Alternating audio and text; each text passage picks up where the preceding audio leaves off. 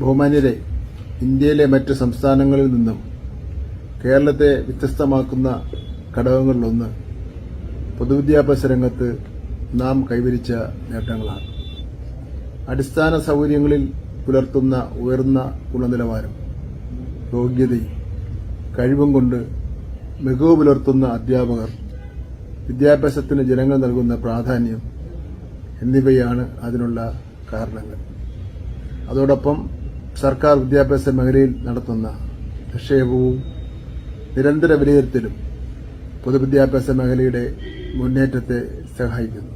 മാറുന്ന കാലഘട്ടത്തിന്റെ ആവശ്യകത പരിഗണിച്ച് രൂപപ്പെടുത്തിയ കേരള പാഠ്യപദ്ധതി ചട്ടക്കൂട് 2023 പിന്നിട്ട കാലങ്ങളിൽ നാം കൈവരിച്ച നേട്ടങ്ങളെ നിലനിർത്തിക്കൊണ്ട് നവകേരള സൃഷ്ടിക്കായുള്ള ജ്ഞാന സമൂഹത്തിന്റെ രൂപപ്പെടുത്തലിന് ലക്ഷ്യം വയ്ക്കുന്നു. സംസ്ഥാനത്ത് നടപ്പിലാക്കുന്ന സമഗ്ര ഗുണമേന്മ വിദ്യാഭ്യാസ പദ്ധതിയുടെ ഭാഗമായി ഓരോ കുട്ടിക്കും ഗുണമേന്മയുള്ള വിദ്യാഭ്യാസം നാം ലക്ഷ്യം വയ്ക്കുന്നു.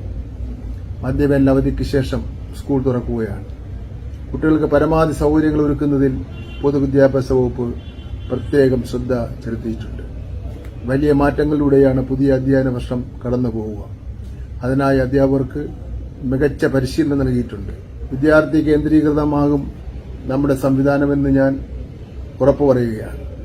സ്കൂളുകളിലേക്ക് എത്തുന്ന എല്ലാ കുട്ടികൾക്കും എന്റെ ആശംസകൾ. നന്ദി, നമസ്കാരം.